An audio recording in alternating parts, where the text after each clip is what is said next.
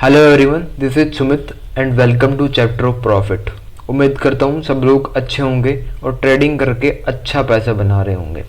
Last video में हमने दो इंडिकेटर्स की बात की थी जिनकी मदद से आप चार्ट प्रेडिक्ट कर सकते हैं। टेलीग्राम पर आए स्क्रीनशॉट से पता चलता है कि आप लोग काफ़ी इंडिकेटर यूज़ कर रहे हैं और अच्छी अर्निंग कर रहे हैं। उन सभी दोस्तों को शुभकामनाएं। आज के वीडियो में हम देखेंगे कि सपोर्ट और रेजिस्टेंस कैसे ड्रॉ करते हैं और ये कैसे वर्क करता है। साथ ही देखेंगे कि सपोर्ट और रेजिस्टेंस के पीछे की साइकोलॉजी क्या होती है। सो मेक श्योर आप लोग वीडियो को बिना स्किप किए लास्ट तक देखना। आई एम 100% श्योर आपको काफ़ी कुछ सीखने को मिलेगा। सो सबसे पहले हम बात करेंगे why do support and resistance works. इसके पीछे काफ़ी इंटरेस्टिंग साइकोलॉजी है, तो समझने का ट्राई करना। सपोज कोई शेयर है जिसकी प्राइस 100 रुपये है और कुछ लोगों को कंपनी की बैलेंस शीट देखने के बाद लगता है कंपनी काफ़ी स्ट्रॉन्ग है, प्रॉफिटेबल है, साथ ही कंपनी के फंडामेंटल काफ़ी स्ट्रॉन्ग है। तो उन लोगों के लिए ये शेयर काफ़ी चीप प्राइस में है, तो लोग इसको बाई करना शुरू कर देते हैं। अब जब लोग बाई करना शुरू करते हैं तो डिमांड बढ़ जाती है और सप्लाई कम हो जाती है, तो प्राइस ऊपर जाने लग जाता है। सपोज ये प्राइस 200 तक पहुंच गया। नाउ जिसने 100 रुपये पर बाई किया था वो अब 200 रुपये पर सेल करना चाहेगा क्योंकि उसका 100% प्रॉफिट हो चुका है। तो अभी लोग क्या करते हैं, प्रॉफिट बुक करना शुरू कर देते हैं। जब भी ये प्रॉफिट बुक करते हैं तो सप्लाई बढ़ जाती है और डिमांड कम हो जाती है, जिसकी वजह से प्राइस नीचे आने लग जाता है। ठीक है, अब सपोज करते हैं प्राइस 150 तक आ गया। नाउ अब कुछ लोग ऐसे होंगे जो 100 रुपये के प्राइस पर बाई नहीं कर पाए थे और शेयर 200 के प्राइस पर चला गया था। अब जब शेयर 200 के प्राइस से वापस 150 के प्राइस पर आए तो लोग उसको बाई करना चाहेंगे क्योंकि उन्हें वो सस्ते में मिल रहा है। और जो लोग अब फिर से बाई करना शुरू कर देंगे और प्राइस फिर से ऊपर जाने लग जाता है एंड सेम यही प्रोसेस चलता रहता है। तो ये बायर्स और सेलर्स ही मिलकर सपोर्ट एंड रेजिस्टेंस क्रिएट करते हैं। So this is how support and resistance works. तो अब आगे बढ़ते हैं और देखते हैं कि सपोर्ट और रेजिस्टेंस कैसे ड्रॉ करते हैं। उससे पहले हम ये देख लेते हैं कि कैसे ड्रॉ नहीं करते हैं। क्या होता है, मोस्टली लोग इस चीज़ में कंफ्यूज होते हैं कि सपोर्ट एंड रेजिस्टेंस लाइन होती है या कोई जोन होता है, और लोग रोज नए नए तरीके खोजते रहते हैं कि कैसे वो एक एग्जैक्ट सपोर्ट और रेजिस्टेंस की लाइन बना सकते हैं, जो कि एकदम गलत अप्रोच है क्योंकि आपको कभी exact support and resistance line नहीं मिलेगा, मिल ही नहीं सकता। सपोर्ट और रेजिस्टेंस एक लाइन नहीं होती, एक जोन होता है। क्योंकि आप देखना प्राइस कभी भी एक एग्जैक्ट लाइन से बाउंस नहीं करता है, या तो वो लाइन से थोड़ा ऊपर से बाउंस हो जाता है या उसके नीचे से बाउंस होता है। तो आपको एक लाइन ड्रॉ नहीं करनी होती, आपको एक जोन बनाना होता है। मैं आपको एक चार्ट दिखाता हूँ। नाउ आपके स्क्रीन पर एक चार्ट है। अगर आपको इसमें कोई सपोर्ट ड्रॉ करके करना होगा तो आप इस तरीके से इन पॉइंट्स को मिला के एक सपोर्ट ड्रॉ कर सकते हैं। अगर आप इन पॉइंट्स को मिला के दूसरा सपोर्ट ड्रॉ करते हैं तो ये दूसरा सपोर्ट हो गया। आप इन दो तरीके से इसमें सपोर्ट ड्रॉ कर सकते हैं। तो जब आप इस तरह ड्रॉ करते हो तो इसमें प्रॉब्लम क्या होती है, इसमें आपको कई बार फेक ब्रेकआउट देखने को मिलता है, जिसके कारण आपका स्टॉप लॉस हिट हो जाता है, जैसे कि यहाँ पर। So this is wrong. आपको करना क्या होता है, आपको दोनों लाइंस को मिला के एक जोन बनाना होता है, जिससे आप कम फेक ब्रेकआउट देखेंगे और आपका स्टॉप लॉस हिट नहीं होगा। अब आगे बढ़ते हैं। अब काफ़ी लोगों का सवाल होता है कि क्या हम कैंडल की बॉडी कट करके सपोर्ट या रेजिस्टेंस ड्रॉ कर सकते हैं। तो आप जितनी भी टेक्निकल एनालिसिस की बुक्स पढ़ेंगे उनमें देखना कि लिखा होता है कि हम सिर्फ कैंडल की विक को ही कट करके लाइन ड्रॉ कर सकते हैं, कैंडल को कट नहीं कर सकते। पर जब आप लाइव चार्ट ओपन करके ड्रॉ करोगे तो आपको दिखेगा कि बिना बॉडी कट किए कोई भी लाइन परफेक्टली ड्रॉ नहीं हो सकती। तो आप सपोर्ट एंड रेजिस्टेंस ड्रॉ करते टाइम एक दो कैंडल कट कर सकते हो, उससे आपका सपोर्ट एंड रेजिस्टेंस अनवैलिड नहीं होता है। जैसे कि आप चार्ट में देख सकते हो, हमने दो लाइंस कट की है, पर इससे ऐसा नहीं है कि हमारा चार्ट अनवैलिड हो गया है। आप देख सकते हैं यहाँ पर चार्ट बाउंस होके फिर से ऊपर चला गया, मतलब हमारा सपोर्ट एकदम सही है। उम्मीद है आप लोगों को ये दोनों पॉइंट सही से समझ आ गए होंगे। जिसको नहीं आए वो कमेंट करके पूछ सकता है, मैं समझा दूंगा। अब चलते हैं हमारे थर्ड इम्पोर्टेंट पॉइंट के ऊपर। काफ़ी लोगों का सवाल होता है कि हम चार्ट पर जो भी लाइन ड्रॉ करते हैं क्या वो सभी सपोर्ट एंड रेजिस्टेंस होती है। मैं आपको दिखाता हूँ कुछ लोग किस तरीके से सपोर्ट एंड रेजिस्टेंस ड्रॉ करते हैं या किस तरीके से चार्ट पर लेवल्स ड्रॉ करते हैं। तो अगर आप भी ऐसे लेवल ड्रॉ करते हो तो you won't be able to find any significant level which will act as a support and resistance. समझ रहे हो ना, मतलब आपको चार्ट को क्लीन रखना है, आपको मैक्सिमम 2 या 3 लेवल ही ड्रॉ करना है, वो आपके लिए सफिशिएंट होता है। अब आपको सही तरीके से सपोर्ट और रेजिस्टेंस कैसे ड्रॉ करना है उसकी अभी बात करते हैं। उससे पहले देख लेते हैं कि सपोर्ट और रेजिस्टेंस कितने टाइप का होता है। तो बेसिकली सपोर्ट और रेजिस्टेंस 2 टाइप का होता है। फर्स्ट होता है हॉरिजॉन्टल सपोर्ट एंड रेजिस्टेंस। कोई भी चार्ट अगर साइडवेज चल रहा होता है तो इस पर आप कोई भी सपोर्ट या रेजिस्टेंस ड्रॉ करते हो तो ये हॉरिजॉन्टल सपोर्ट या रेजिस्टेंस होता है। और नेक्स्ट है trending support and resistance.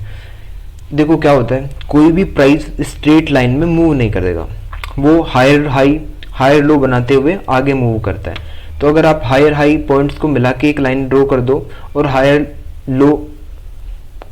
Lower लो को मिला के एक लाइन ड्रॉ कर दो तो आपकी ट्रेंडिंग सपोर्ट एंड रेजिस्टेंस हो जाएंगे। इस प्रकार ये 2 सपोर्ट और रेजिस्टेंस होता है।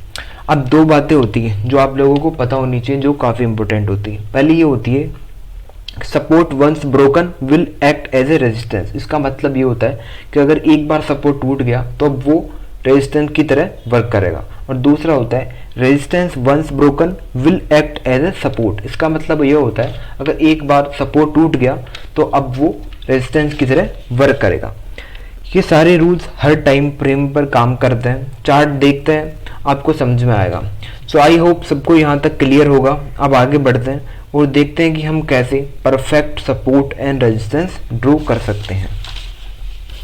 हमें सपोर्ट और रेजिस्टेंस ड्रॉ करने के लिए लास्ट स्विंग चाहिए होता है। स्विंग मतलब जहां से प्राइस बदल जाता है, ऐसा समझ सकते हैं। पहले प्राइस गिर रहा था और उस पॉइंट के बाद प्राइस ऊपर जाने लग गया, या पहले प्राइस ऊपर जा रहा था पर उस पॉइंट के बाद प्राइस नीचे आने लग गया, उसको हम स्विंग बोलते हैं। अभी चार्ट पर समझने का ट्राई करते हैं। तो अभी आपके सामने एक चार्ट है। अब हमें इस पर सपोर्ट ड्रॉ करने के लिए लास्ट स्विंग लो चाहिए जो कि हमें दिख रहा है, तो हम यहाँ एक सपोर्ट ड्रॉ कर देते हैं। वहीं दूसरी तरफ हम रेजिस्टेंस ड्रॉ करने के लिए हमें लास्ट स्विंग हाई चाहिए होगा जो हम देख सकते हैं, और वहाँ पर हम रेजिस्टेंस ड्रॉ कर देंगे।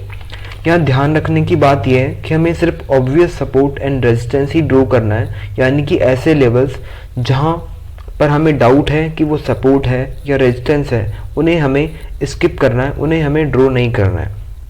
अभी हमें एक दूसरा चार्ट लेके देखते हैं। अभी आपके सामने एक चार्ट है जिस पर हम सपोर्ट और रेजिस्टेंस ड्रॉ करने वाले हैं। सपोर्ट के लिए हम लास्ट स्विंग लो देखेंगे और वहाँ पर एक लाइन ड्रॉ कर देंगे। इस तरह हम रेजिस्टेंस ड्रॉ करने के लिए लास्ट स्विंग हाई देखेंगे और वहाँ पर रेजिस्टेंस ड्रॉ कर देंगे। अगर हमें एक और सपोर्ट ड्रॉ करना है तो हम पहले वाले सपोर्ट के नीचे लास्ट स्विंग लो देखेंगे और उसके नीचे सपोर्ट 2 ड्रॉ कर देंगे। अब मान लीजिए प्राइस इस टाइम सपोर्ट 2 पर है, तो उसके लिए अगर और वो ऊपर जा रहा है तो उसके लिए टारगेट सपोर्ट 1 हो जाएगा, और अगर वो सपोर्ट 1 को तोड़ देता है तो उसके लिए टारगेट रेजिस्टेंस हो जाएगा। जब कोई चार्ट किसी सपोर्ट से ऊपर की तरफ आता है तो वो रेजिस्टेंस तक जाने का ट्राई करता है, और अगर वो अगला रेजिस्टेंस भी तोड़ देता है तो उसके लिए अगला टारगेट रेजिस्टेंस 2 हो जाता है। सेम चीज़ जब कोई चार्ट सपोर्ट फर्स्ट को तोड़ के नीचे जाता है तो उसके लिए टारगेट सपोर्ट 2 हो जाता है। तो कुछ इस तरीके हम manually support and resistance draw कर सकते हैं। अब देख लेते हैं कि सपोर्ट और रेजिस्टेंस इंडिकेटर की हेल्प से आप कैसे ड्रॉ कर सकते हो। तो अभी आपके सामने निफ्टी का चार्ट दिख रहा होगा जिस पर हमें सपोर्ट और रेजिस्टेंस को ड्रॉ करना है इंडिकेटर की हेल्प से।